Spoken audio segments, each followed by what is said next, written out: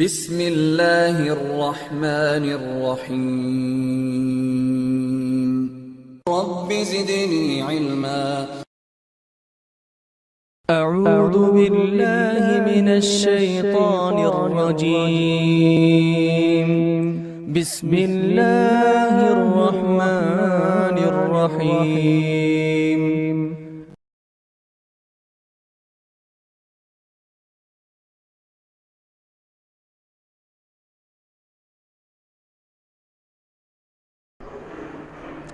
بلا کسی تاخیر کے اور آپ کے اور محاضر کے درمیان مخل نہ ہوتے ہوئے میں شیخ تسخیر احمد مدنی حفظ اللہ سے گزارش کروں گا کہ وہ آئیں اور لودھی حکومت پر اپنا مقالہ پیش کریں۔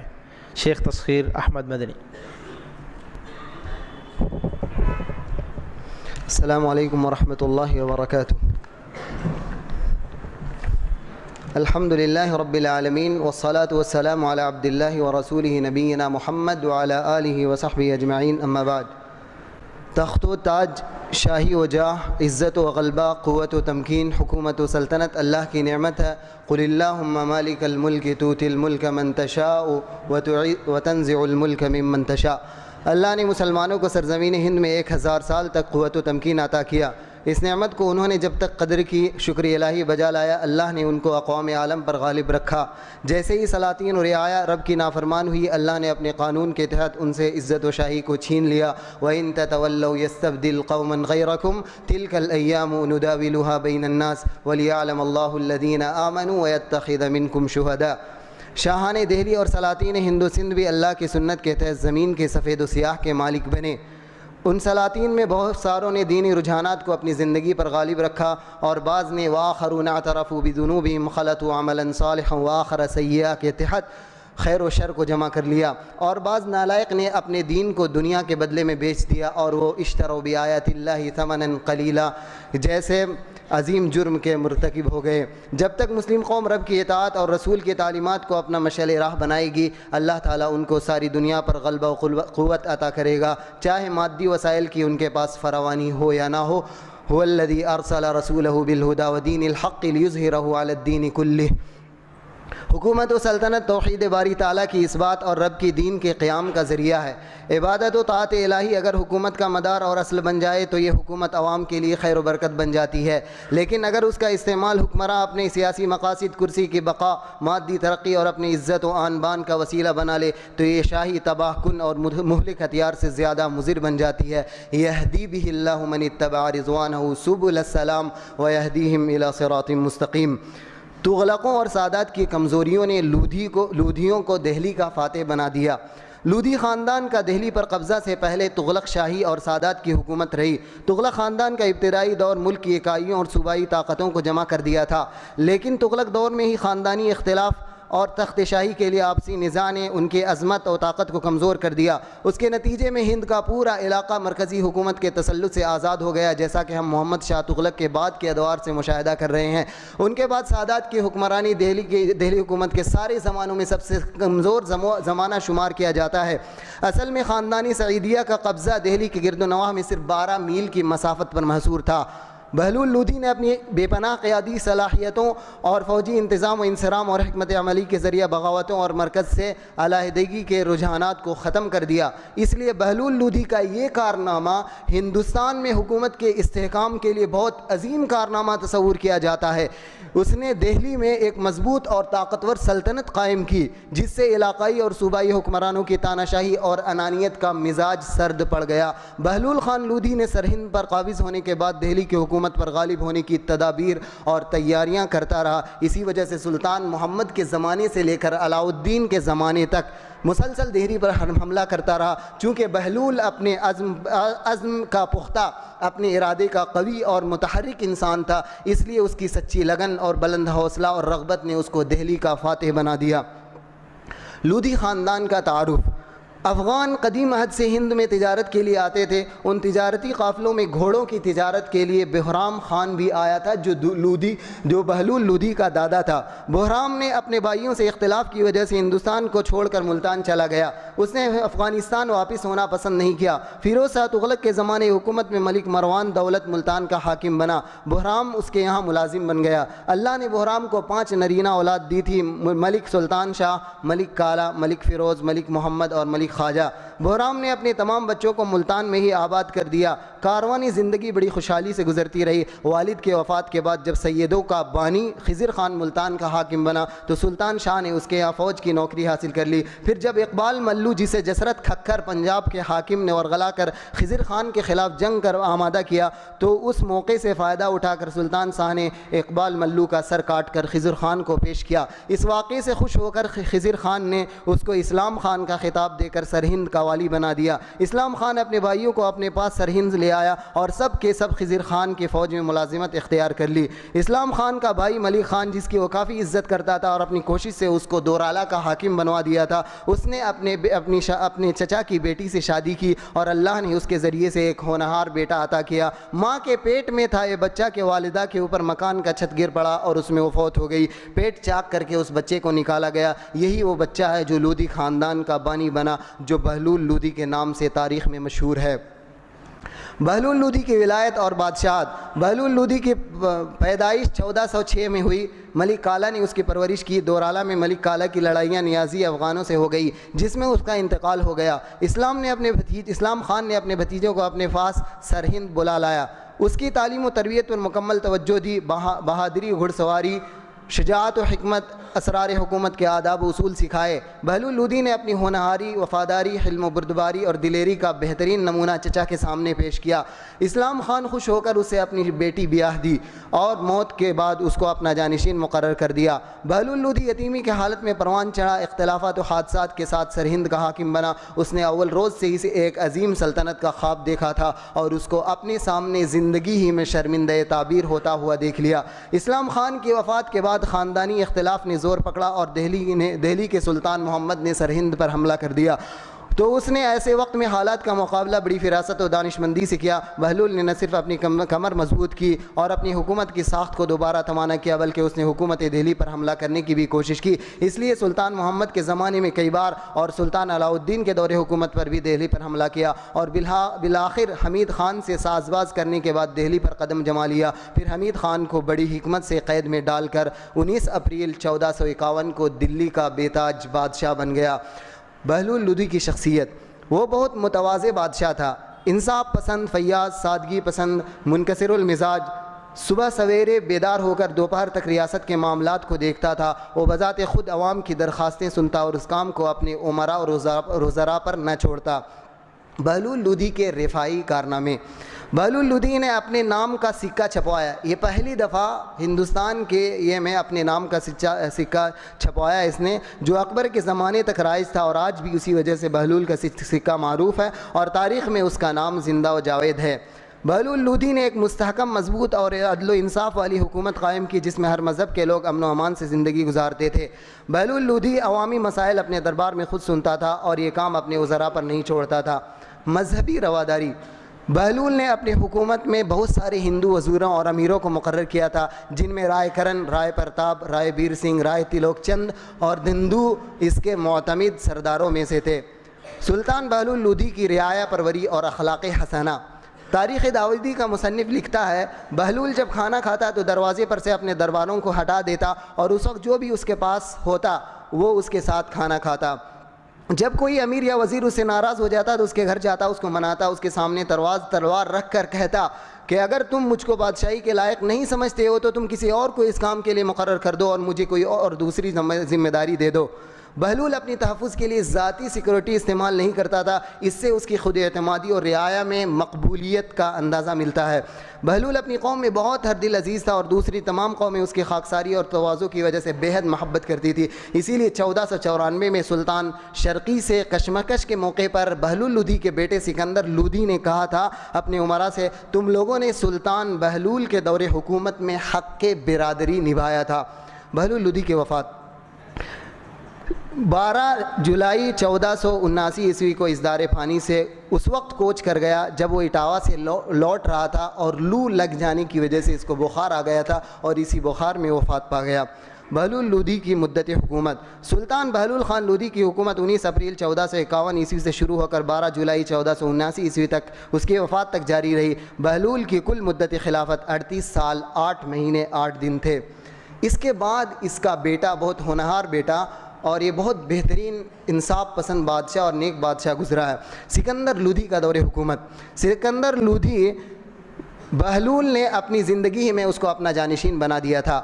اپنی والد کے وفات کے بعد جولائی 1479 کو دہلی کا بادشاہ بنا۔ اس کی خلافت اس کی وفات تک جاری رہی۔ سلطان سکندر لودھی کو دہلی کی حکومت ایک مستحکم طرز پر تیار شدہ اپنے والد کے ذریعے سے ملی۔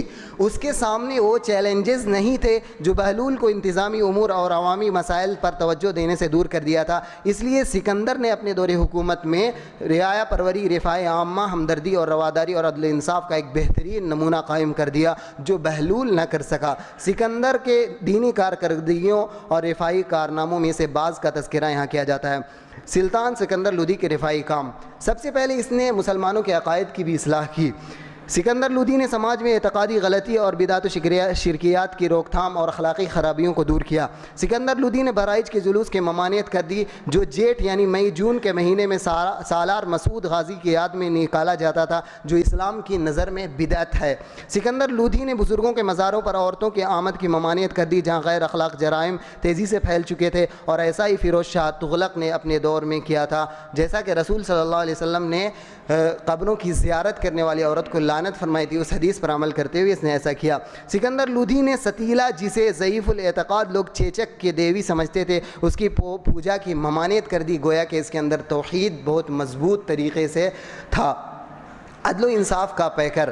سلطان سکندر لودھی کے زمانے میں رعایا کو عدل و انصاف پر مکمل اعتماد ہو چکا تھا اور ڈاکوؤں سے راستے بالکل پرامن ہو چکے تھے۔ محمد قاسم فرشتہ اپنی کتاب تاریخ میں لکھتے ہیں کہ سکندر لودھی اپنے بھائی باربک سے جنگ میں مصروف تھا تو ایک فقیر آیا اور اس نے سکندر کا ہاتھ دیکھ کر کہا کہ تیری فتح ہوگی، تو اس پر بادشاہ ناراض ہوا اور اس اپنے ہاتھ ہٹا کر اس سے کہا کہ جب دو مسلمانوں کے درمیان جھگڑا ہو تو یک طرفہ کبھی فیصلہ نہیں کرنا، اور یہ کہنا درست ہے، خدا کرے ایسا ہو جس میں اسلام کا فائدہ ہو۔ اپنا منصب اور احساس ذمہ داری۔ سکندر لودھی کو ہمیشہ اپنے منصب اور ذمہ داری کا احساس دامنگیر رہتا۔ وہ صبح سے کافی رات تک انتظامی امور اور عوامی مسائل پر مصروف کار رہتا۔ فجر کی نماز اور تلاوت قرآن کے بعد وہ انتظامی امور میں لگ جاتا۔ اس کی ذاتی مجالس رات میں شروع ہوا کرتی تھی جب وہ امراء کے بعد خطوط لکھا کرتا تھا۔ رعایا اور امراء پر کڑی نظر اور جاسوسی۔ سکندر لودھی نے اپنے امراء کی دیکھ ریکھ اور ان کا صحیح محاسبہ اور انصاف کرنے کے لیے ایک منظم جاسوسی سسٹم چالو کیا تھا جس سے وہ اپنی سلطنت کی ساری خبروں کو لیتا رہتا تھا۔ کبھی کبھی وہ اپنا بھیس بدل کر عوام اور حکام کی سرگرمیوں کا جائزہ لینے چلا جاتا۔ سرکاری دفاتر میں رشوت پر پابندی۔ شاہ سکندر لودھی نے تمام امراء اور جاگیرداروں کو تاکید کی تھی کہ وہ دیوان وزارت کو پابندی سے حساب کتاب دیں۔ خیانت، بدنظمی، غلط کاری اور رشوت کے تمام معاملات کے سلسلے میں کڑی سختی کی جاتی تھی۔ عوامی مسائل پر خصوصی توجہ۔ عوام کی طرف سے آنے والے خطوط اور مسائل کے لیے سکندر لودھی نے دریا خان نوحانی کو صبح سے رات گئے تک درخواستوں کے حصول اور چھان بین کے لیے روکے رکھتا اور ان خطوط اور رسائل کو خود سنتا تھا۔ غریبوں سے اس کو خصوصی ہمدردی تھی۔ سلطان سکندر لودھی نے راجدھانی میں غریبوں کے درمیان پکے ہوئے اور نہ پکے ہوئے کھانوں کی روزانہ تقسیم کے انتظامات کیے۔ اس کی سلطنت میں غریب اور محتاج کے لیے 6 ماہ ہفتہ واری روزانہ کے بھتے اور وظیفے مقرر تھے۔ جب وہ اپنے کپڑے اور بستروں کو بدلتا تو انہیں بیچ دیا جاتا اور اس سے جو رقم حاصل ہوتی اسے یتیم لڑکیوں میں بطور جہیز تقسیم کر دیا جاتا۔ تاریخ فرشتہ کا مؤلف لکھتا ہے کہ سکندر لودھی ہر سال 2 مرتبہ فقراء اور غرباء اور درویشوں کی فہرست منگاتا، پھر حسب ضرورت ہر ایک کو وظائف اور عطیات دیا کرتا اور 6 مہینے کے بعد ہر ایک کو وظیفہ دیتا۔ سردیوں میں شالے اور گرم کپڑے عطا کرتا۔ ہر جمعہ کو شہر کے تمام فقراء کو روپے تقسیم کرتا اور روزانہ اناج اور کچھ کھانا پکا کر غریبوں میں تقسیم کرتا۔ اس کے علاوہ تقریباً ہر سال فتوحات کا بہانہ بنا کر کثیر تعداد میں روپے فقیروں اور غریبوں کو تقسیم کرتا۔ مہنگائی پر کنٹرول بھی اس کے زمانے میں تھا۔ سکندر لودھی کے زمانے میں ملک میں کافی خوشحالی اور دولت مندی تھی۔ ہر صبح بازار میں اشیاء کی قیمتوں کا اس کے سامنے ذکر کیا جاتا، اس لیے ضروری اشیاء کی قیمتیں اس کے عہد میں بہت کم تھی۔ اگر کسی چیز کی قیمت جانتا کہ بہت زیادہ ہے اور لوگوں کی ضرورت اس کی ہوتی تو اس کی قیمتیں کم کروا دیتا۔ اناج اور غلہ کی پیداوار پر توجہ اور کسانوں سے ہمدردی۔ سکندر لودھی زراعت و کھیتی کی ترقی میں بذات خود بڑی دلچسپی لیتا تھا. اس نے غلوں اور فصلوں پر سے ٹیکس ہٹا دیا تھا. فوجی امور میں قیادت اور رہنمائی. سکندر لودھی اپنے سپاہیوں کے ساتھ قریبی رابطہ قائم رکھتا اور کہا جاتا ہے کہ اس کی فوج کوچ کر رہی ہوتی تو روزانہ اسے 2 فرمان بھیجا کرتا تھا. صبح کا فرمان فوج کو اس سفر کے بارے میں جو اسے دن میں طے کرنا تھا ہدایت دیتا, اور شام کا فرمان اسے اس مقام کے بارے میں بتاتا جہاں انہیں رات میں خیمہ زن ہونا تھا. غزِ سکندری, اس نے کچھ نئے کام کیے ہیں, اس میں سے ایک غزِ سکندری بہت مشہور ہے. شاہ سکندر نے ایک نئے پیمائش کا آغاز کیا جو غزِ سکندری کے نام سے مشہور ہے, جو مغل کے زمانے تک برابر جاری رہا. زمین و جائیداد کی حساب و کتاب کے لیے سرکاری ریکارڈ میں مالکین کا نام درج کرنا اور رقبہ زمین تعین کرنا, یعنی زمین کے ناپ میں اور ان کے مالکین کے تعلق سے ایک الگ سسٹم اس نے بنایا تھا جو اس سے پہلے نہیں تھا. سکندر لودھی کے زمانے میں جمع بندی کے کاغذات تیار کیے گئے جو اس کے بعد جانشینوں کے لیے نہایت قابل قدر ثابت ہوئے. اسی لیے ایک انگریزی رائٹر ایڈورڈ تھامس کہتا ہے کہ بابر کے زمانے میں اعداد و شمار کی رپورٹیں واضح طور پر سکندر لودھی کی جمع بندی کے کاغذات پر مبنی تھے. بعد کے ہندوستانی نظام میں لگان کی کارگزاری میں سکندر لودھی کا بڑا دین ہے. ہندوؤں کے ساتھ بھی مذہبی رواداری یہ کرتا تھا. اس کے اوپر وہ سارے الزامات ہیں جو جھوٹے ہیں. سکندر لودھی کے دور حکومت میں پہلی دفعہ ہندوؤں نے فارسی لکھنا پڑھنا شروع کیا. سکندر لودھی نے ہی ہندوؤں کو بڑی تعداد میں مختلف سرکاری عہدوں پر فائز کیا. سکندر لودھی کے نقش قدم پر چلتے ہوئے بابر نے اپنے زمانے میں ہندوؤں کو سرکاری عہدوں پر نوازا, جیسا کہ عبد القدوس کہتا ہے, ایک مؤلف ہیں. اس کے بعد سکندر لودھی نے جب آگرہ شہر آباد کرنے کا ارادہ کیا تو معائنہ کاروں کی ایک ٹیم تیار کی. اس ٹیم میں ہندو مسلم سب شامل تھے. پھر جب جمنا کے کنارے کی سرزمین کا معائنہ کرنے گیا تو کشتی پر سوار ہو کر اس مقام پر پہنچا تو اپنے ملاح جس کا نام نائک تھا اس سے مشورہ کیا, جو غیر مسلموں سے ہمدردی اور رواداری کی مثال ہے. شہر آگرہ کی تعمیر.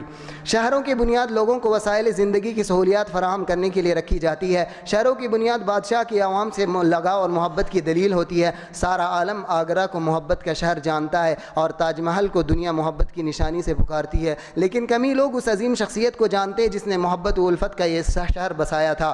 وہ ایک لودھی بادشاہ سلطان سکندر لودھی نے 1506 کو دریائے جمنا کے کنارے آباد کیا تھا. شاہ سکندر خود ہی دریا کے کنارے جگہ کے تعین اور مشاہدے کے لیے گیا. اس نے آگرہ شہر کی تعمیر کے لیے کمیشن تشکیل دی اور ایک کشتی میں خود بھی اس ٹیم کے ساتھ شکار کھیلتا ہوا سیر و تفریح کرتا ہوا چلا. جب مقرر جگہ پر پہنچا تو اس نے بلند زمین کا انتخاب کیا اور اپنے ملاح کے سردار نائک سے کہا کہ ان 2 بلندیوں میں سے کون زیادہ مناسب اور بہتر جگہ ہے. نائک نے جواب دیا آگے راہ, یعنی وہ جو سامنے ہے زیادہ بہتر. سلطان مسکرا دیا اور بولا کہ شہر کا نام آگرہ ہوگا. اس نے کہا تھا آگے راہ, اس کا مطلب یہ ہوتا ہے کہ جو سامنے ہے. شہر آگرہ سکندر شاہ کے زمانے میں سکندر آباد کے نام سے مشہور تھا اور دہلی کے بعد سلطان سکندر نے اپنی راجدھانی آگرہ کو بنا لیا. سکندر لودھی کی وفات. سلطان سکندر شاہ لودھی کی وفات 21 نومبر 1517 عیسوی میں گلے کے کینسر کی وجہ سے ہو گئی. اس کے بعد اس سلطنت کا آخری بادشاہ سلطان ابراہیم لودھی کا دور حکومت. سلطان ابراہیم لودھی اپنے والد سکندر لودھی کے وفات کے بعد 1517 عیسوی میں خلافت کی کرسی پر جلوہ افروز ہوا. کہا جاتا ہے کہ ابراہیم لودھی کے بادشاہ بنتے ہی خلافت 2 حصوں میں بٹ گئی. جلال خان کو جونپور کا علاقہ ملا اور ابراہیم لودھی دہلی سے جونپور کا بادشاہ کہلایا. کہا جاتا ہے کہ ابراہیم لودھی بڑا ظالم بادشاہ تھا. لودھی عمرا اور تمام رعایا اس سے ناخوش تھی. اس نے 23 عمرائے سلطنت کو بلا وجہ قتل کر دیا تھا, ان کے خاندان کو تباہ کر ڈالا. اس بادشاہ کی حالت یہ تھی کہ امیروں کو سولی پر لٹکا دیتا اور ان کو زندہ جلا دیتا. ان مظالم سے تنگ آ کر عمرائے سلطنت, یہاں پر بھی ہندوؤں نے, یہاں پر ایک مثال ہے ہندو مسلمان کے ساتھ کیسے رواداری کرتے تھے, ان پر کتنا اعتماد تھا کہ اصل میں بابر کو افغانستان سے بلانے والے یہ ہندو تھے, کچھ مسلم بھی تھے.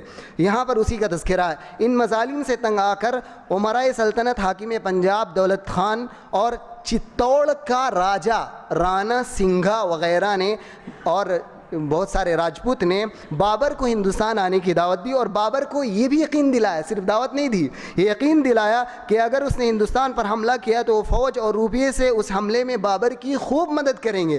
اور رانا سنگھا نے بڑی تاکید کی. اس کے بعد بھی یہ کہا کہ ہندوستان کا ہر راجپوت اپنی جان بابر کے ساتھ لڑنے کے بابر کے ساتھ قربان کرنے کے لیے تیار ہے.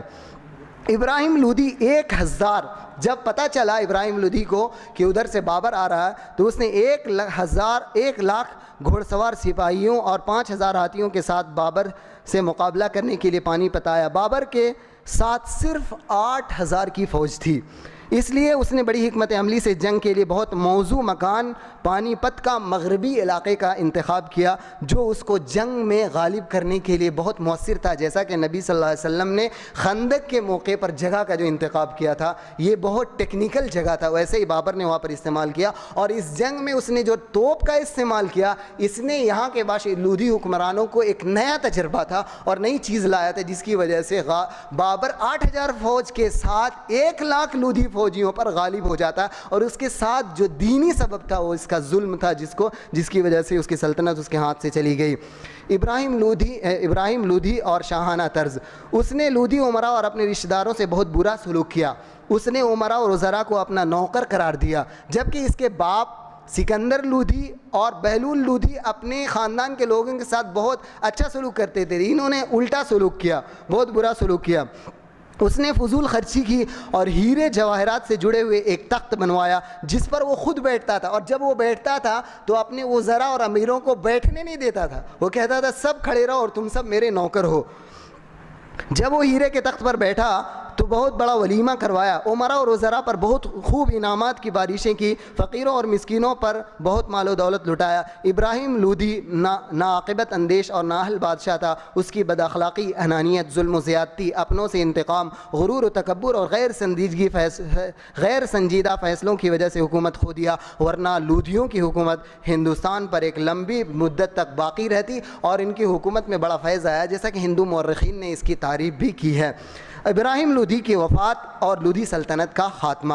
ظہیر الدین بابر نے پانی پت کے میدان میں ابراہیم لودھی سے 1526 میں ایک نہایت خونریز جنگ لڑی اور ابراہیم لودھی کو شکست دے کر دہلی کا بے تاج بادشاہ بن گیا، اور وہیں سے لودھی خاندان کی آخری حکومت کا آخری سورج غروب ہو گیا۔ اس کے بعد مغل حکمرانوں کا دور آیا۔ ابراہیم لودھی بابر کے ساتھ پانی پت کے میدان میں لڑتا ہوا مارا گیا، اور مورخین نے لکھا ہے کہ دہلی سلاطین میں پہلا بادشاہ ہے جو میدان جنگ میں مارا گیا۔ مدت حکومت 1517 عیسوی سے 1526 تک سلطان ابراہیم لودھی نے حکمرانی کی۔ اس کی حکومت کی کل مدت 7 سال چند ماہ رہی، اور پھر لودھی خاندان کا دور ہمیشہ کے لیے ختم ہو گیا۔ اس کے بعد مغلوں نے ہندوستانی حکومت کا باغ دور سنبھالا۔ خلاصہ یہ ہے کہ لودھی حکمرانوں نے 1451 سے لے کر 1526 عیسوی تقریباً 75 سے 78 سال تک دہلی پر حکمرانی کی، اور اس ہندوستان کے واسیوں کو ایک بہترین نظام اور حکومت عطا کیا تھا۔ اللہ تعالیٰ ان میں سے جو محسنین، اچھے کرنے والے بادشاہ، ان کو جزائے خیر دے، اور ان میں سے جن سے غلطیاں ہوئیں اللہ ان کو درگزر فرمائے۔ آمین۔ وآخر دعوانا ان الحمد للہ رب العالمین، وصلی اللہ علی عبدہ ورسولہ نبینا محمد وعلی آلہ وصحبہ اجمعین، والسلام علیکم ورحمۃ اللہ وبرکاتہ۔